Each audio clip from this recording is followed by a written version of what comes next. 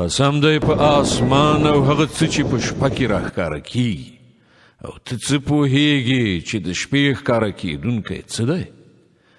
ځلیدونکی ستوری دی هیڅوک داسې نشته چې پر هغه کوم ساتونکی نه وي بیا د لږ غوندې انسان دې ته ځیر شي چې هغه له څه شي څخه پیدا کړی شوی دی له ټوپ وهونکو اوبو څخه پیدا کړی شوی دی چې د شا او د سینې د هډوکو له منځ نه راوځي په یقیني توګه هغه خالق د انسان په دوهم ځل پیدا کولو قادر دی په هغه ورځ چې د پټو اسرارو پلټنه څېړنه وشي په هغه وخت کې به له انسان سره نه په خپله څه زور وي او نه به کوم څوک د ده مرستندوی وي قسم دی په باران وروونکي اسمان او د بوټو ټوکېدو په وخت کې په چاودونکې ځمکه